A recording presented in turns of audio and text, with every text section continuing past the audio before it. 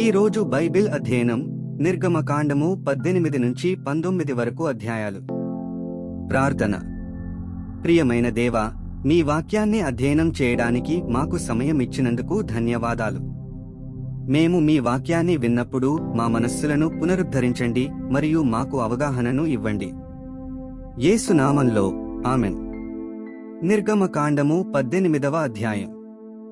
దేవుడు మోషేకును తన ప్రజలైన ఇశ్రాయేలీయులకును చేసినదంతయు, యెహోవా ఇశ్రాయేలీయులను ఐగుప్తు నుండి వెలుపలికి రప్పించిన సంగతియు మిద్యాను యాజకుడును మోషే మామయునైన యిత్రో వినినప్పుడు, మోషే మామయైన ఆ యిత్రో తన యొద్దకు పంపబడిన మోషే భార్యయైన సిప్పోరాను ఆమె ఇద్దరి కుమారులను తోడుకుని వచ్చెను.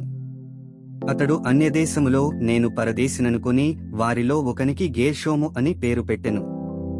నా తండ్రి దేవుడు నాకు సహాయమై ఫరో కత్తివాత నుండి నన్ను తప్పించననుకుని రెండవ వానికి ఎలియేజరని పేరు పెట్టెను. మోషే మామయైన యిత్రో అతని కుమారులనిద్దరినీ అతని భార్యను తోడుకుని అరణ్యములో దేవుని పర్వతము దగ్గర దిగిన మోషే యొద్దకు వచ్చెను. యిత్రో అను నీ మామనైన నేనును నీ భార్యయు ఆమెతో కూడా ఆమె ఇద్దరు కుమారులను నీ యొద్దకు వచ్చియున్నామని మోషేకు వర్తమానము పంపగా, మోషే తన మామను ఎదుర్కొనపోయి వందనము చేసి అతని ముద్దు పెట్టుకునెను. వారు ఒకరి క్షేమము ఒకరు తెలుసుకుని గుడారములోనికి వచ్చిరి. తరువాత మోషే యెహోవా ఇశ్రాయేలీయుల కొరకు ఫరోకును ఐగుప్తీయులకును చేసినదంతయు, త్రోవలో తమకు వచ్చిన కష్టము యావత్తును యెహోవా తమ్మును విడిపించిన సంగతియు తన మామతో వివరించి చెప్పెను. యెహోవా ఐగుప్తీయుల చేతిలో నుండి విడిపించి ఇశ్రాయేలీయులకు చేసిన మేలంతటిని గూర్చి యిత్రో సంతోషించెను. మరియు యిత్రో ఐగుప్తీయుల చేతిలో నుండి ఫరో చేతిలో నుండి మిమ్మును విడిపించి ఐగుప్తీయుల చేతి క్రింద నుండి ఈ ప్రజలను విడిపించిన యెహోవా స్తుతింపబడునుగాక. ఐగుప్తీయులు గర్వించి ఇశ్రాయేలీయుల మీద చేసిన దౌర్జన్యమును బట్టి ఆయన చేసిన దాని చూచి, యెహోవా సమస్త దేవతల కంటే గొప్పవాడని ఇప్పుడు నాకు తెలిసినదనెను. మరియు మోషే మామయైన యిత్రో ఒక దహనబలిని బలులను దేవుని కర్పింపగా అహరోనును ఇశ్రాయేలీయుల పెద్దలందరూ మోషే మామతో దేవుని సన్నిధిని భోజనము చేయవచ్చిరి. మరునాడు మోషే ప్రజలకు న్యాయము తీర్చుటకు కూర్చుండగా ఉదయము మొదలుకుని సాయంకాలము వరకు ప్రజలు మోషే యొద్ద నిలిచియుండిరి. మోషే ప్రజలకు చేసినదంతయో అతని మామ చూచి, నీవు ఈ ప్రజలకు చేయుచున్న ఈ పని ఏమిటి? ఉదయము మొదలుకుని సాయంకాలము వరకు నీవు మాత్రము కూర్చుండగా ప్రజలందరూ నీ యొద్ద నిలిచి యుండనేలా అని అడుగగా, మోషే దేవుని తీర్పు తెలుసుకొనుటకు ప్రజలు నా యొద్దకు వచ్చెదరు. వారికి వ్యాజ్యము ఏదైనను కలిగిన ఎడల నా యొద్దకు వచ్చెదరు. నేను వారి విషయము న్యాయము తీర్చి దేవుని కట్టడలను ఆయన ధర్మశాస్త్ర విధులను వారికి తెలుపుచున్నానని తన మామతో చెప్పెను. అందుకు మోషే మామ అతనితో, నీవు చేయుచున్న పని మంచిది కాదు. నీవును నీతోనున్న ఈ ప్రజలను నిశ్చయముగా నలిగిపోవుదురు. ఈ పని నీకు మిక్కిలి భారము, అది నీవు ఒక్కడవే చేయచాలవు. కాబట్టి నా మాట వినుము. నేను నీకొక ఆలోచన చెప్పెదను.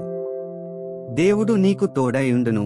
ప్రజల పక్షమున నీవు దేవుని సముఖమందు ఉండి వారి వ్యాజ్యములను దేవుని యొద్దకు తేవలెను.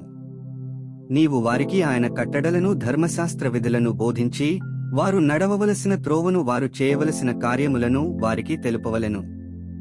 మరియు నీవు ప్రజలందరిలో సామర్థ్యము దైవభక్తి సత్యాసక్తి కలిగి లంచగొండులు కాని మనుష్యులను ఏర్పరచుకుని 1000 మందికి ఒకనిగాను, 100 మందికి ఒకనిగాను, 70 మందికి ఒకనిగాను, 10 మందికి ఒకనిగాను వారి మీద న్యాయాధిపతులను నియమింపవలెను.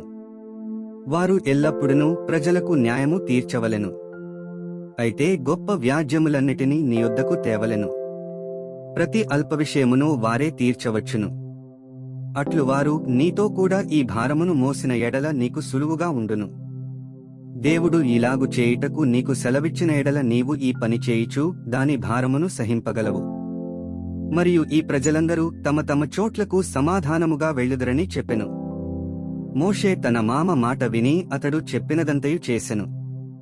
ఇశ్రాయేలీయులందరిలో సామర్థ్యముగల మనుష్యులను ఏర్పరచుకుని 1000 మందికి ఒకనిగాను, 100 మందికి ఒకనిగాను, 70 మందికి ఒకనిగాను, 10 మందికి ఒకనిగాను న్యాయాధిపతులను ఏర్పాటు చేసి వారిని ప్రజల మీద ప్రధానులనుగా నియమించెను.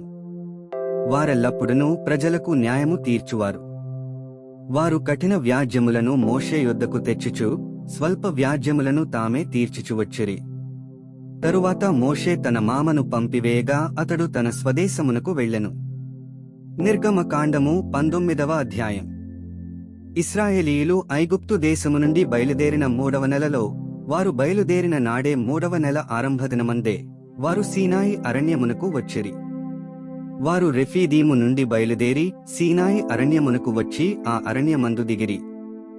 అక్కడ ఆ పర్వతము ఎదుట ఇశ్రాయేలీయులు వెడసిరి. మోషే దేవుని యొద్దకు ఎక్కి పోవగా యెహోవా ఆ పర్వతము నుండి అతని పిలిచి, నీవు యాకోబు కుటుంబీకులతో ముచ్చటించి ఇశ్రాయేలీయులకు తెలుపవలసినదేమనగా, నేను ఐగుప్తీయులకు ఏమి చేసితినో మిమ్మును గద్ద రెక్కల మీద మోసి నా యొద్దకు మిమ్ము నెట్లు చేర్చుకొంటినో మీరు చూచితిరి. కాగా మీరు నా మాట శ్రద్ధగా విని నా నిబంధనననుసరించి నడిచిన ఎడల మీరు సమస్త దేశ జనులలో నాకు స్వకీయ సంపాద్యమగుదురు. సమస్త భూమియు నాదేగదా. మీరు నాకు యాజక రూపకమైన రాజ్యముగాను పరిశుద్ధమైన జనముగాను ఉందురని చెప్పుము. నీవు ఇశ్రాయేలీయులతో పలుకవలసిన మాటలు ఇవే అని చెప్పగా, మోషే వచ్చి ప్రజల పెద్దలను పిలిపించి యెహోవా తనకాజ్ఞాపించిన ఆ మాటలన్నీయూ వారి ఎదుట తెలియపరచెను. అందుకు ప్రజలందరూ యెహోవా చెప్పినదంతయు చేసెదమని ఏకముగా ఉత్తరమిచ్చిరి. అప్పుడు మోషే తిరిగి వెళ్లి ప్రజల మాటలను యెహోవాకు తెలియచేసెను.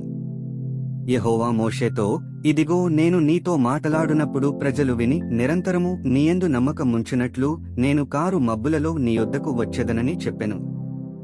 మోషే ప్రజల మాటలను యెహోవాతో చెప్పగా, యెహోవా మోషేతో, నీవు ప్రజల యొద్దకు వెళ్లి నేడును రేపును వారిని పరిశుద్ధపరచుము. వారు తమ బట్టలు ఉదుకుకొని 3వ నాటికి సిద్ధముగా నుండవలెను. 3వ నాడు యెహోవా ప్రజలందరి కన్నుల ఎదుట సీనాయి పర్వతము మీదికి దిగివచ్చును. నీవు చుట్టూ ప్రజలకు మేరను ఏర్పరచి మీరు ఈ పర్వతము ఎక్కవద్దు, దాని అంచును ముట్టవద్దు. భద్రము సుమి, ఈ పర్వతము ముట్టు ప్రతివానికి మరణశిక్ష తప్పక విధింపబడవలెను. ఎవడును చేతితో దాని ముట్టకూడదు. ముట్టినవాడు రాళ్లతో కొట్టబడవలెను లేక పొడవబడవలెను. మనుష్యుడుగాని మృగముగాని బ్రతుకకూడదు. బూరధ్వని చేయనప్పుడు వారు పర్వతము యొద్దకు రావలెననెను. అప్పుడు మోషే పర్వతము మీద నుండి ప్రజల యొద్దకు దిగివచ్చి ప్రజలను పరిశుద్ధపరచగా వారు తమ బట్టలను ఉదుకుకొనిరి. అప్పుడతడు 3వ నాటికి సిద్ధముగా నుండుడి, ఏ పురుషుడు స్త్రీని చేరకూడదని చెప్పెను. 3వ నాడు ఉదయమైనప్పుడు ఆ పర్వతము మీద ఉరుములు మెరుపులు సాంద్రమేఘము బూర యొక్క మహాధ్వనియు కలుగగా పాళెములోని ప్రజలందరూ వణకిరి. దేవునిని ఎదుర్కొనుటకు మోషే పాళెములో నుండి ప్రజలను అవతలకు రప్పింపగా వారు పర్వతము దిగువను నిలిచిరి. యెహోవా అగ్నితో సీనాయి పర్వతము మీదికి దిగివచ్చినందున అదంతయు ధూమమయమై ఉండెను. దాని ధూమము కొలిమి ధూమము వలె లేచెను. పర్వతమంతయు మిక్కిలి కంపించెను. ఆ బూరధ్వని అంతకంతకు బిగ్గరగా మ్రోగెను. మోషే మాటలాడుచుండగా దేవుడు కంఠస్వరము చేత అతనికి ఉత్తరమిచ్చుచుండెను. యెహోవా సీనాయి పర్వతము మీదికి, అనగా ఆ పర్వత శిఖరము మీదికి దిగివచ్చెను. యెహోవా పర్వత శిఖరము మీదికి రమ్మని మోషేను పిలువగా మోషే ఎక్కిపోయెను.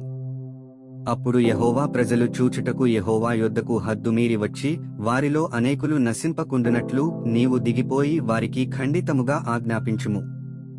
మరియు యెహోవా వారి మీద పడకుండునట్లు యెహోవా యొద్దకు చేరు యాజకులు తమ్ము తామే పరిశుద్ధపరచుకునవలెనని మోషేతో చెప్పగా, మోషే యెహోవాతో, ప్రజలు సీనాయి పర్వతము ఎక్కలేరు.